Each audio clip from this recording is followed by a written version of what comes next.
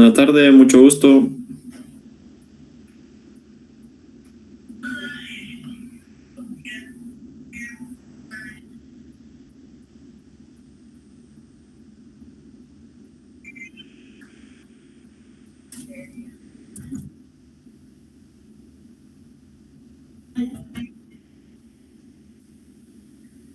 Bueno, pero se solucionó.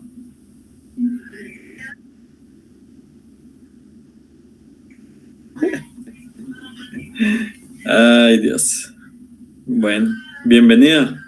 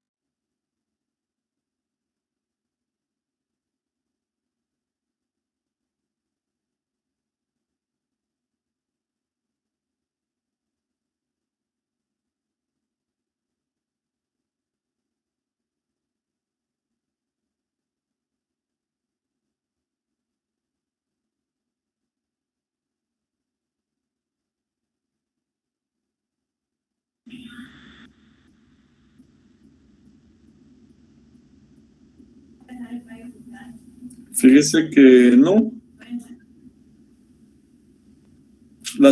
Con las clases que están subidas ahí en el portal y todo, lo pueden.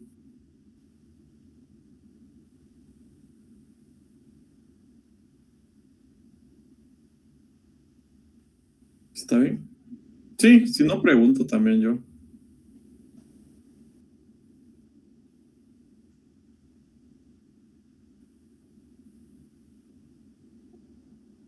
Ok.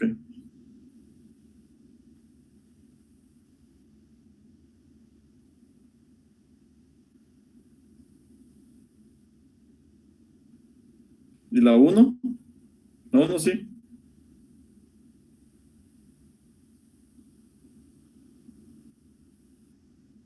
Bueno. Entonces voy a estar preguntando para ver qué pasó con la 2 y la 3, ¿verdad? Y ya les cuento.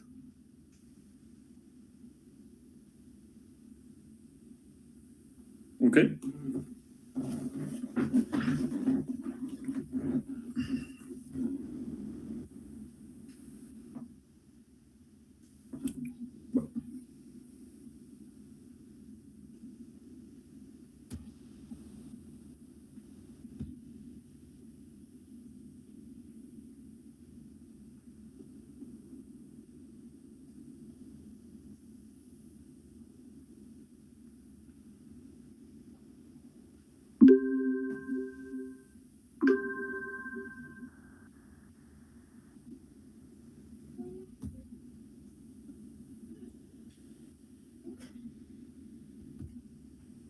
Bueno, la Universidad Rural de Guatemala les da la más cordial bienvenida a su curso de Proyectos 2, esperando que esta clase pues sea de mucho provecho para ustedes como estudiantes y que también nos sirva para ir llevando nuestro curso, ¿verdad? De buena manera. Entonces, iniciamos el día de hoy. Esperamos tener ahí un poco de interacción porque veo que tenemos a pocos el día de hoy. Entonces, pues vamos a ver si nos da el tiempo, nos da pues el chance ahí de poder tener unas preguntitas o algo, ¿verdad? Que me quieran ustedes comentar sobre la clase que vamos a tener hoy. El curso Proyectos 2, nuestro código es FG085, el correo es FG85, 085 @urrural.edu.gt.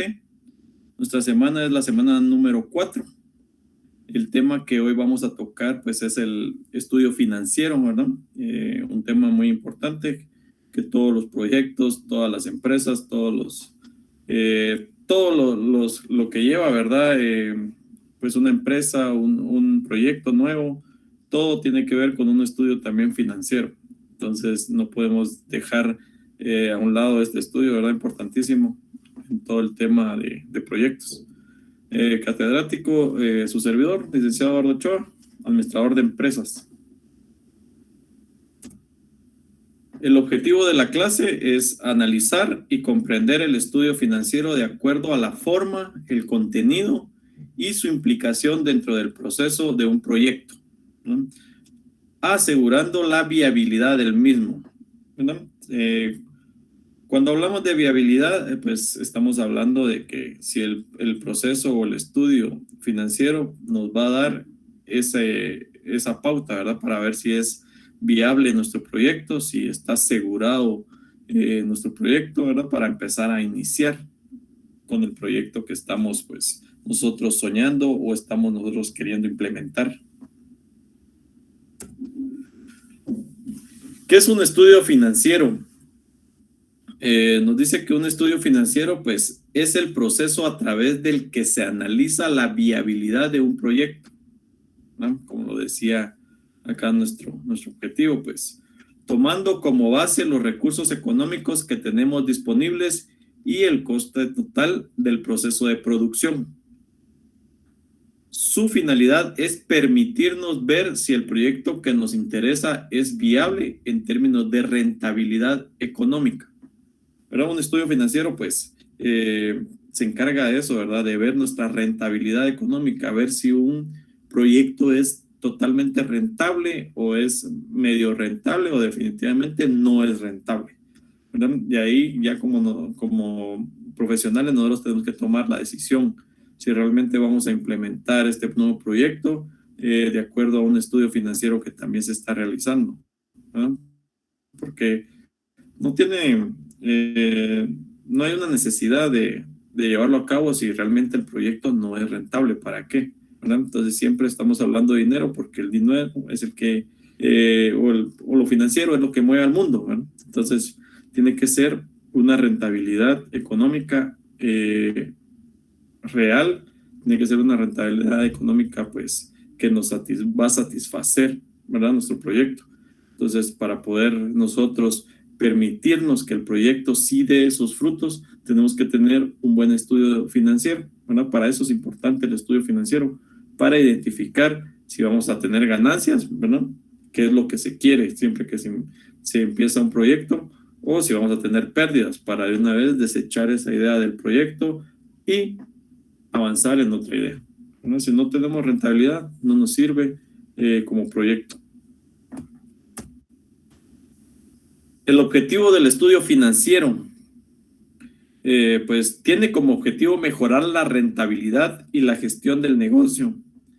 Esto implica la corrección de errores y la prevención de riesgos.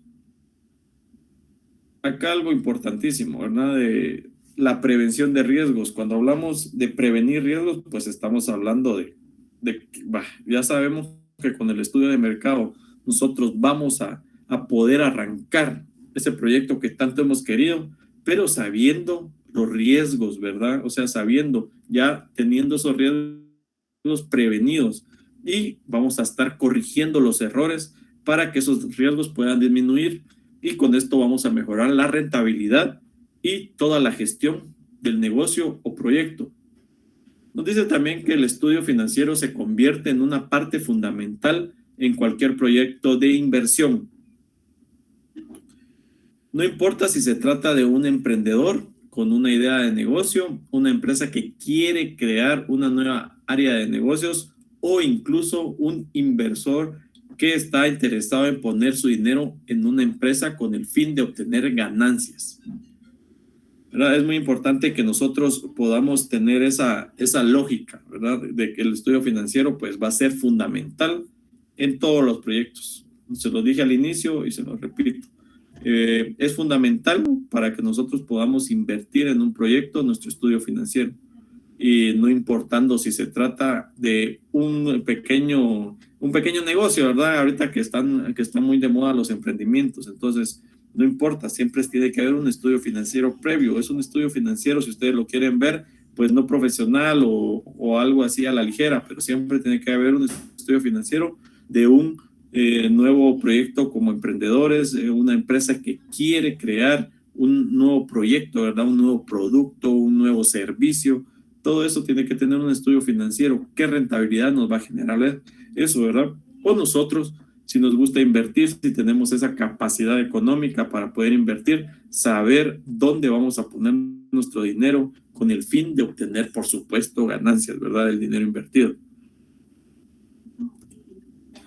¿Dónde se obtienen los datos para hacer un estudio financiero? ¿Dónde podemos obtener esos datos? Para que este análisis sea lo más completo posible, es fundamental hacer una buena labor de documentación. Las fuentes a consultar dependerán de si estamos ante una empresa ya en funcionamiento o se trata de un mero proyecto teórico, en el que tendremos que trabajar con datos más estadísticos que reales. Por eso es muy importante que tengamos la documentación, ¿verdad?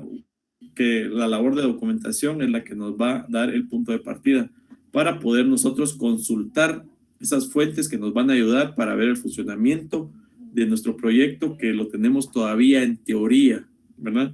Ya que pues vamos a estar trabajando con datos estadísticos, ¿verdad? Cómo se ha manejado este producto en la competencia, cómo se ha manejado este servicio anteriormente en nuestra empresa. Entonces, todo eso que se empieza a implementar, todo eso que empezamos nosotros a implementar para nuestro proyecto, tenemos que tenerlo con un análisis previo, con un estudio financiero previo, ¿verdad?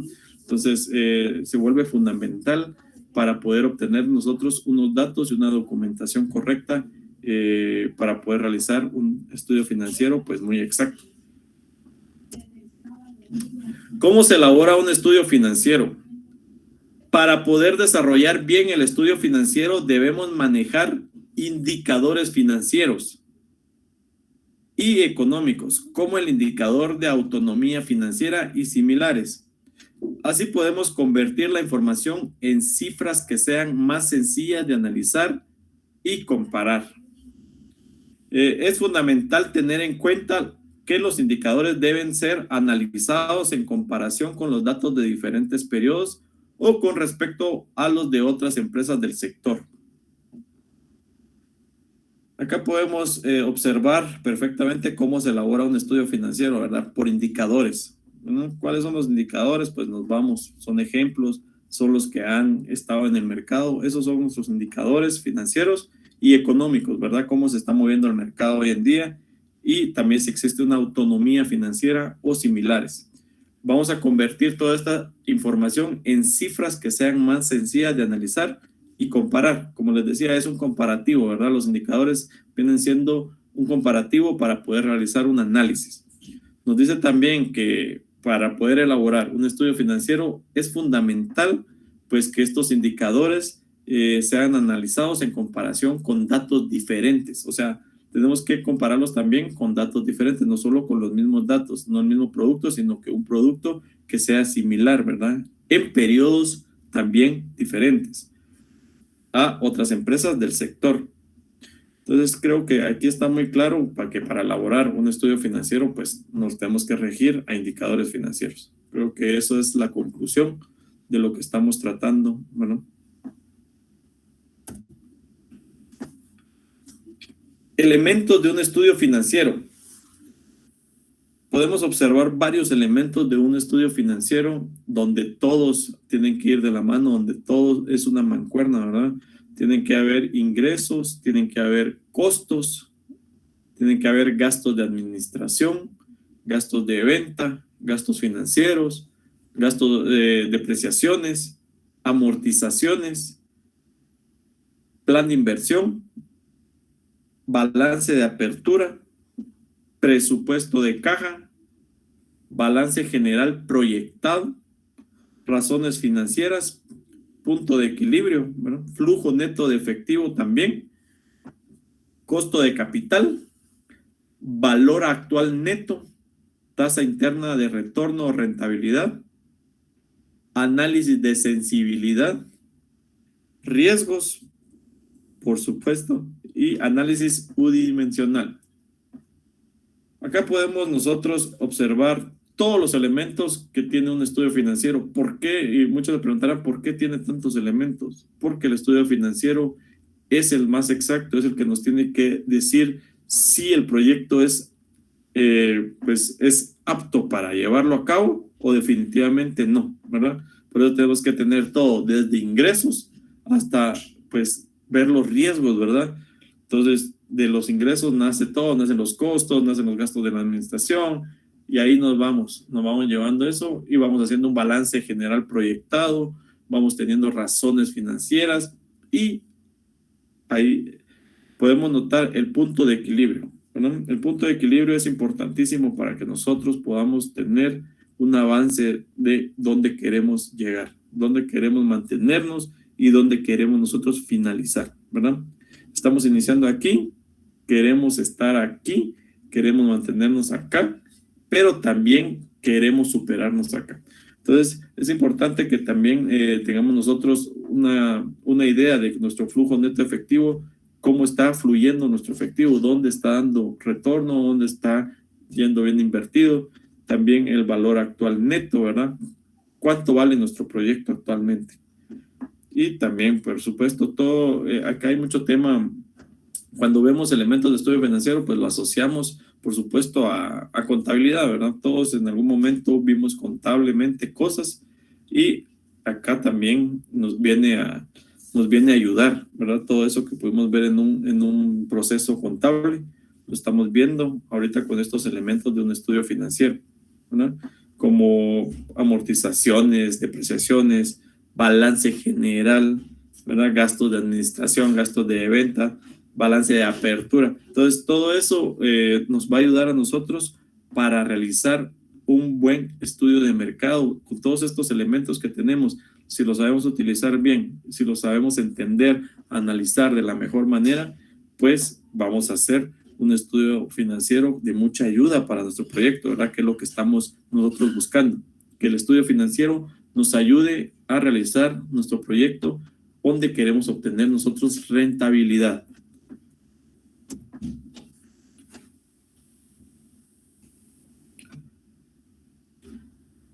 Entramos a un tema muy importante, ¿no? Que hoy en día todos queremos pues invertir, ¿verdad? El problema muchas veces es que no se tiene esa capacidad de inversión. La inversión es importante porque los administradores de empresas o otras profesiones tienen que invertir. El dinero no se puede guardar, ¿verdad? Si se va a guardar es para alguna emergencia o algo así, pero todo el dinero que entra también tiene que invertirse para que eso pueda tener un retorno. Entonces la inversión es tan importante para poder nosotros tener ese retorno de efectivo, ¿verdad? Ya invertí acá, quiero tener esta ganancia, esta rentabilidad. Entonces es importante que tengamos una noción nosotros de toda la inversión que estamos nosotros queriendo hacer en nuestros proyectos. Pues nos dice que la inversión es una actividad que consiste en dedicar recursos con el objetivo de obtener un beneficio de cualquier tipo, ¿verdad? O sea, de cualquier tipo. Si nosotros queremos invertir en esto, ponemos o hacemos nuestra tienda, ¿verdad? Entonces nosotros queremos invertir tanto en ropa, tanto en zapatos, tanto en esto, porque quiero que me retorne, ¿verdad? Quiero obtener una ganancia, aparte que me va a retornar mi dinero, quiero obtener una ganancia de esa inversión. Entonces puede ser de cualquier tipo. Cuando se realiza una inversión se asume un coste de oportunidad. Eso está muy claro, ¿verdad? Cuando nosotros invertimos, estamos costeando una oportunidad. Estamos viendo que si invierto acá, puede haber una oportunidad de ganar más, ¿verdad? De tener más rentabilidad. Entonces, una inversión, ¿verdad? Asume un coste de oportunidad. Al renunciar a esos recursos en el presente para lograr un beneficio futuro. Eso que quiero que quede muy claro. La inversión, pues uno está viendo un beneficio futuro. La inversión no se va a ver a las 2 horas, al siguiente día. Es muy raro que se vea esto. Entonces, sí tenemos que tener claro que una inversión, pues, es un beneficio que estamos buscando a futuro, el cual es incierto, ¿verdad? Entonces, si nos va bien, se escucha mucho, ¿verdad? Si no, me fue bien, mi inversión la recuperé, pero no gané mucho, o sea, me fue medio bien, ¿verdad? Entonces, es incierto. La inversión es incierta, por ello, cuando se realiza una inversión, se está asumiendo cierto riesgo, pero a cambio se espera obtener rendimientos por esa inversión, ganando más de lo que se invirtió, ¿no? Es importante que nosotros, pues, en la inversión siempre se tenga muy claro que se tiene que ganar más de lo que se invirtió. Siempre, siempre, porque si no, estamos siendo solo como, ¿verdad? Solo dándole como un préstamo, ¿verdad? A ese proyecto, solo le estamos prestando para que pueda funcionar, pero no estoy obteniendo ninguna rentabilidad del mismo. Entonces, ¿de qué me sirve esa inversión que yo estoy dando, que yo estoy, ¿cómo se llama? Mandando al proyecto, si el proyecto no me está regresando nada de la inversión, ¿verdad? Entonces, siempre hay que buscar ganar más de lo que se invirtió. Por eso ahora vemos cómo funciona una inversión. Sea cual sea su tipo, se rige bajo 4 factores fundamentales, ¿verdad? Vamos a hablar de 4 factores fundamentales: la rentabilidad, el riesgo, la liquidez y el plazo. Esto es lo que ganamos, lo que podríamos perder y el tiempo. Entonces, lo tenemos claro, ahí está en pantalla, la rentabilidad, ¿verdad? Entonces, es un factor fundamental de una inversión, buscar la rentabilidad, saber el riesgo. También tenemos que tener ese análisis de la liquidez que estamos teniendo y, por supuesto, establecer el plazo donde vamos a obtener esa inversión. Entonces, es importante porque es lo que ganamos, lo que podríamos perder, ¿verdad? El riesgo que estamos teniendo, y el tiempo es el plazo. Enfoquémonos en la rentabilidad, ¿verdad? Pues la rentabilidad o rendimiento es lo que obtenemos a cambio de realizar la inversión. Es lo que vamos a obtener, es nuestra ganancia, ¿verdad? El rendimiento que está teniendo la inversión que estoy realizando.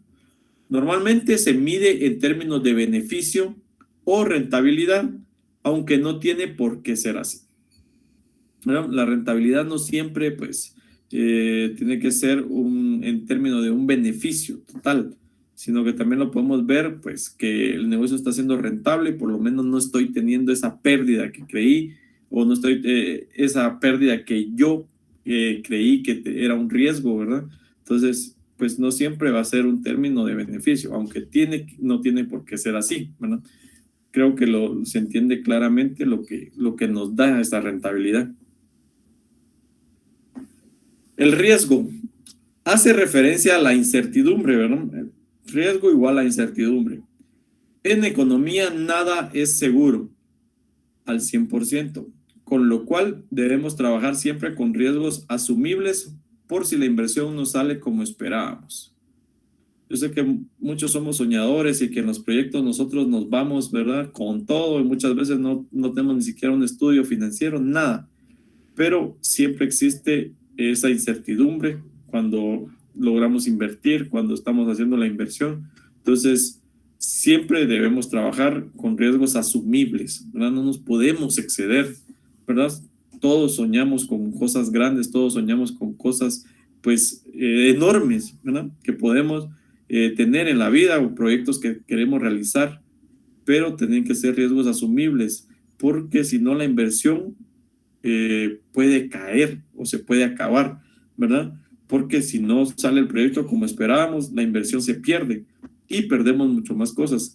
Que quisimos invertir un dinero que nos dio un inversionista, que no fue prestado por el banco. Entonces son riesgos que no son asumibles, ¿verdad? Entonces sí tenemos que tener claro que el riesgo tiene que ser asumible, donde no lo podemos asumir si existe pérdida o si el proyecto no funcionó. Liquidez es la capacidad de convertir una determinada inversión en dinero con pérdidas mínimas respecto a su valor. Entonces, el riesgo está de la mano con la liquidez, ¿verdad? Entonces, la capacidad de convertir una determinada inversión en dinero con pérdidas mínimas. La liquidez, no. no nos sirve, ¿verdad? Entonces, cuando hemos hecho un estudio financiero, sabemos que no tiene que haber una pérdida mínima, ¿verdad? O sea, o podemos quedarnos igual, recuperar la inversión, pero no podemos perder. En los proyectos no se busca perder para nada, ni una pérdida mínima, ni nada. Entonces, respecto al valor que se hizo con la inversión. Entonces, podemos estar bien cuando se recupera el dinero, pero el proyecto definitivamente no sirvió si existieron pérdidas. Eso es la liquidez, ¿verdad? La capacidad de convertir una inversión en pérdidas mínimas. Entonces, yo no quiero, como profesional, como inversionista, no quiero nada que tenga que ver con la liquidez, no quiero pérdidas en mi proyecto. Y por último, el plazo. Pues el plazo, el tiempo es la tercera variable fundamental.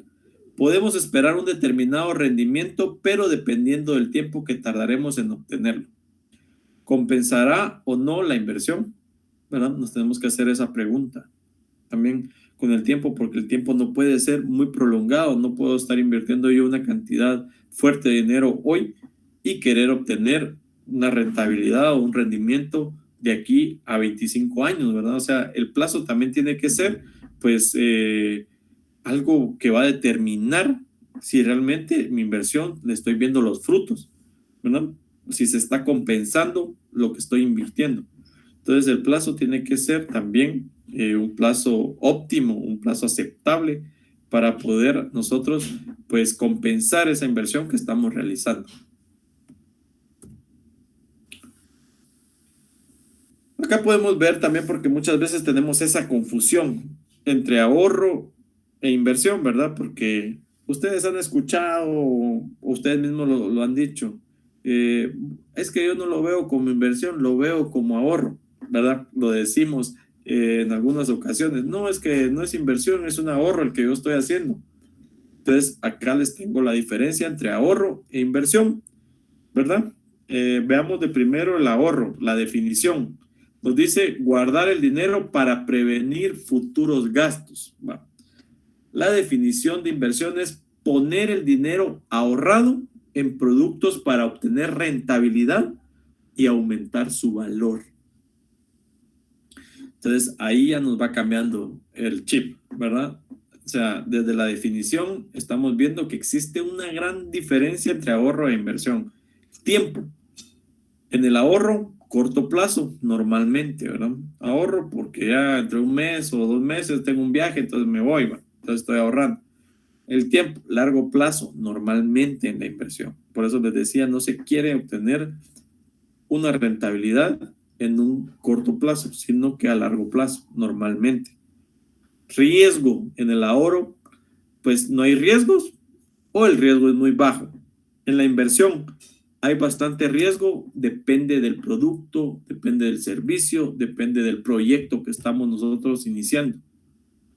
La rentabilidad en el ahorro, poca rentabilidad o nula, ¿verdad? O sea, ahí yo le diría que normalmente nula rentabilidad. En la inversión, incierta, pero generalmente alta. En la liquidez, muy líquidos, ¿verdad? Siempre líquidos.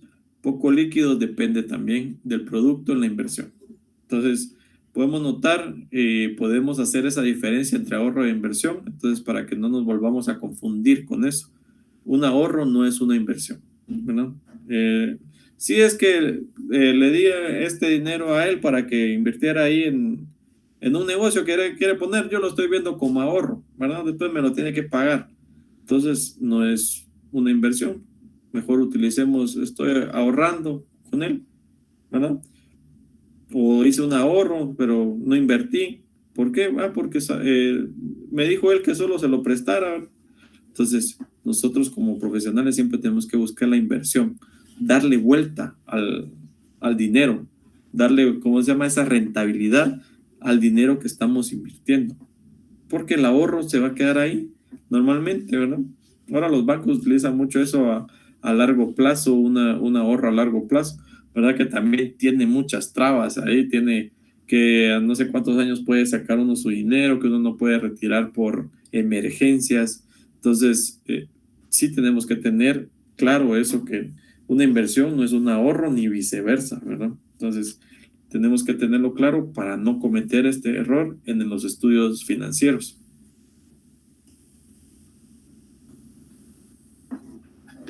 Inversión fija. ¿Qué es una inversión fija? Es conocida como formación bruta de capital fijo y básicamente son los elementos tangibles e intangibles necesarios para que la empresa lleve a cabo sus actividades o proyectos, ¿verdad? Entonces, una inversión fija, pues es el capital que tenemos, es la inversión que ya quedó establecida, es el capital fijo que vamos nosotros a invertir y que básicamente, pues, va a depender de los elementos tangibles e intangibles que serán necesarios para que la empresa pueda funcionar, para que el proyecto se pueda llevar a cabo.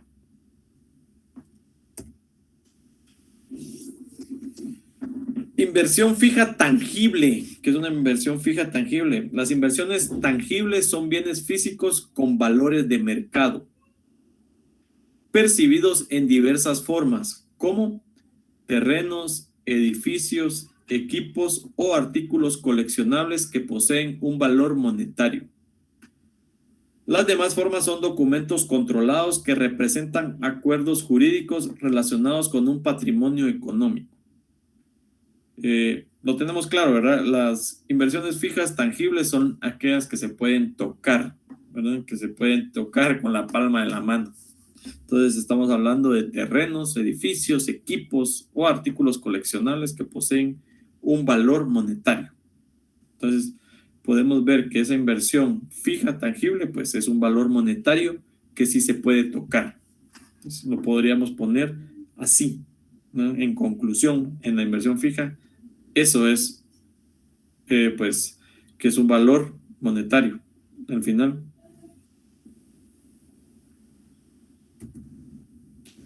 Inversión fija intangible. ¿Qué es una inversión fija intangible? ¿Para qué nos sirve? ¿Cómo la podemos usar? Pues la inversión fija intangible nos dice que son activos no monetarios, sin atributos físicos que, sin embargo, siguen teniendo un valor. Existen dos tipos de activos en esta categoría. El primero tiene poder jurídico en forma de propiedades intelectuales, ¿no? Lo que se ve en papel, como por ejemplo los secretos comerciales, las patentes, ¿verdad? de invención, los derechos de autor y las marcas registradas. Esos son activos intangibles o inversiones fijas intangibles. El segundo es de naturaleza competitiva y se refiere al conocimiento o experiencia sobre cómo influir sobre los controles, costos o alianzas. Hay algo que me llama mucho la atención acá, ¿verdad? Entonces, podemos nosotros notar que lo intangible, pues es lo que no se puede tocar, ¿verdad? Con la palma de la mano. Entonces, están hablando de secretos comerciales, ¿verdad? Cuando hablamos de secretos comerciales, que seguramente a alguien se le viene rápido la receta de pollo campero, ¿verdad? Estamos hablando ahí de que es un secreto comercial, ¿verdad? Eso es algo intangible. Entonces, ¿dónde están utilizando esa inversión fija intangible?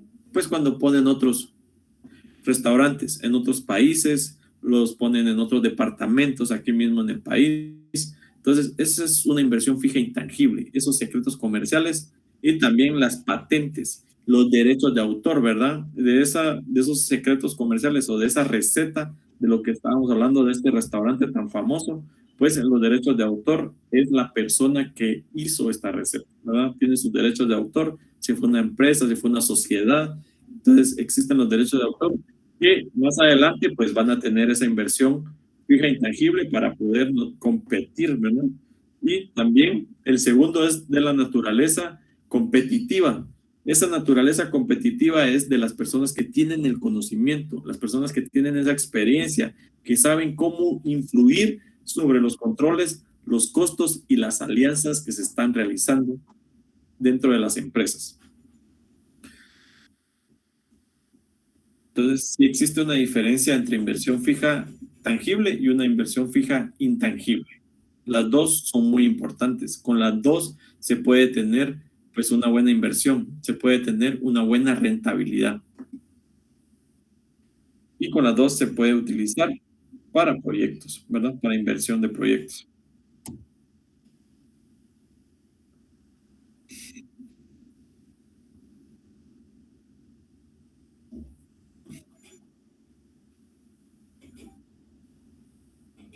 Por favor, Rocío, apague su micrófono. Gracias.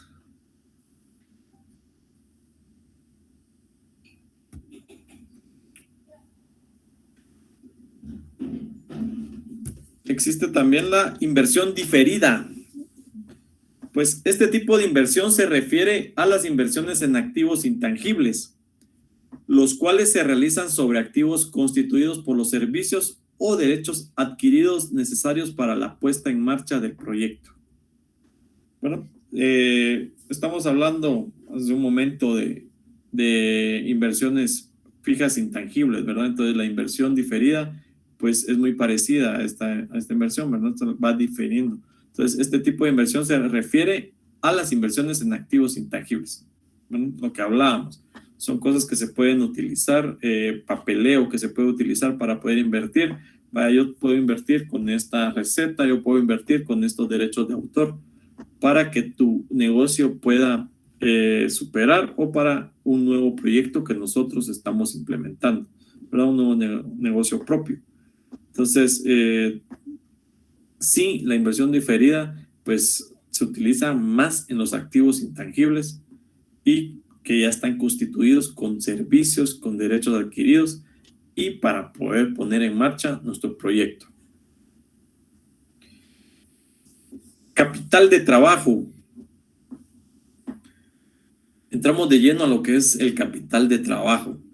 Este es un tema, pues, muy relevante, un tema importantísimo en un estudio financiero, un tema que nos va a dar muchos análisis, saber cómo desplazar nuestro capital de trabajo.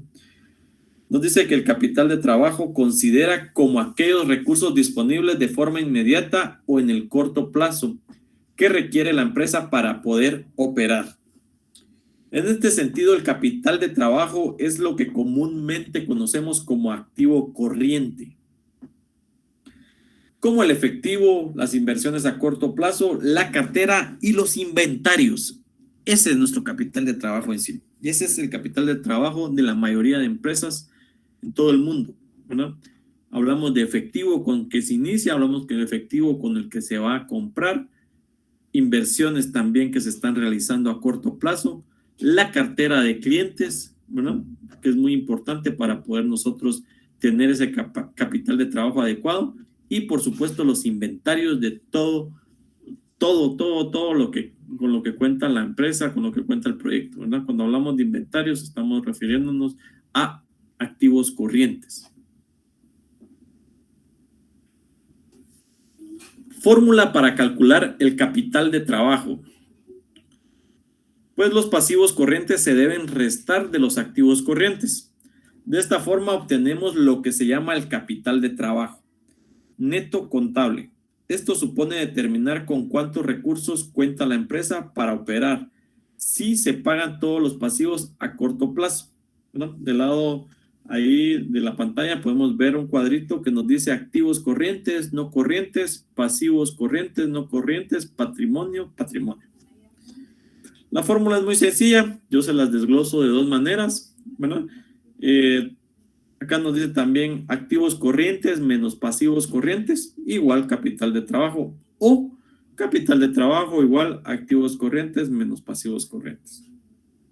Es una resta normal, ¿verdad? Que nos va a dar al final nuestro capital de trabajo, ¿verdad? Todo lo que suma pasivo corriente, ¿verdad? Se lo restamos a todo lo que suma activo corriente. Muy sencillo. Solo tenemos que tener identificado cuáles son nuestros activos corrientes, pasivos corrientes. Todo eso lo podemos investigar, es muy sencillo. Y si tenemos claro cuáles son nuestros activos, cuáles son nuestros pasivos, podemos obtener un capital de trabajo. Va a depender si es estable o no estable. Componentes del capital de trabajo: activo y pasivo corriente. ¿no? Para que lo entendamos ahí. El activo es lo que se tiene y el pasivo es lo que se debe. Así de sencillo.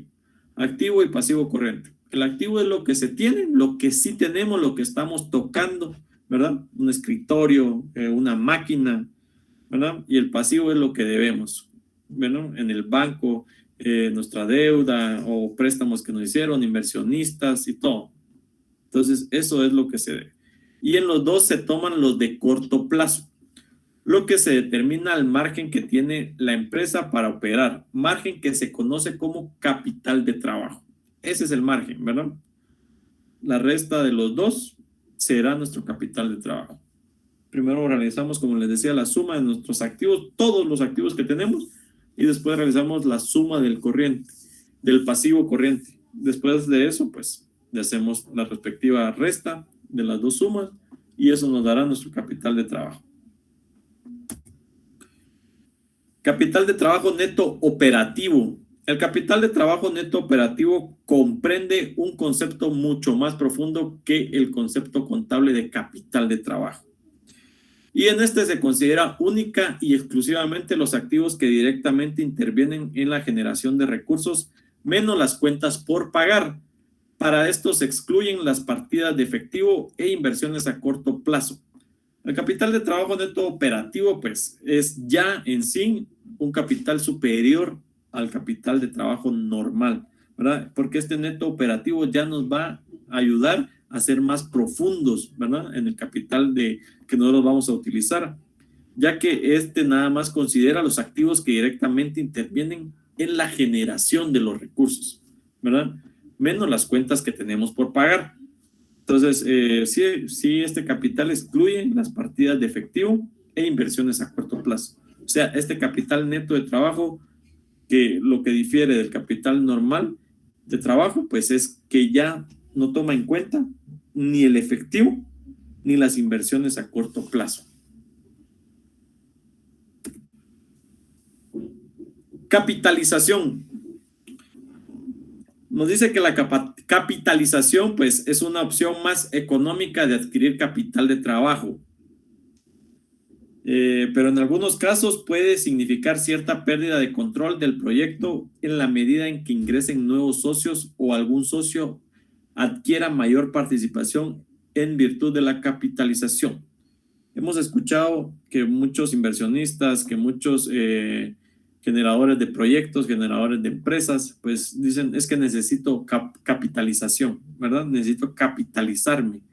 La capitalización, pues no es más que buscar inversionistas, que buscar personas que lo puedan capitalizar para que no se pierda, ¿verdad? El riesgo que se toma ahí es de que van a estas personas que están invirtiendo, estas personas que están capitalizando, pues puedan tener, o puedan tener mayores beneficios, mayor participación, ¿verdad? Dentro de la empresa, dentro del proyecto.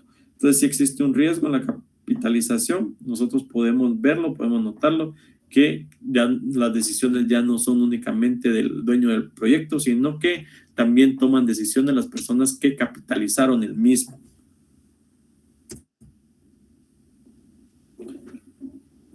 Capital de trabajo temporal.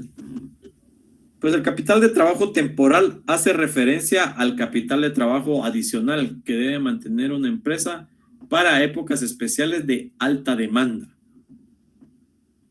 Es importante que nosotros podamos tener siempre ese capital de trabajo temporal, ¿verdad? Algunas veces las empresas se dedican, su época más fuerte es en las Navidades, su época más fuerte es el fin de año.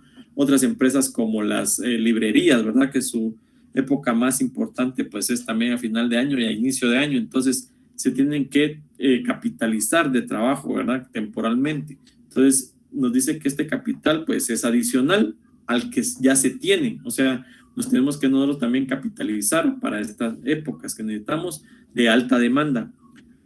Por regla general, el capital de trabajo de una empresa se determina y analiza a final de un periodo, pero en la realidad de muchas empresas es preciso determinar ese capital de trabajo en momentos diferentes y específicos. Inventario. Importantísimo el inventario.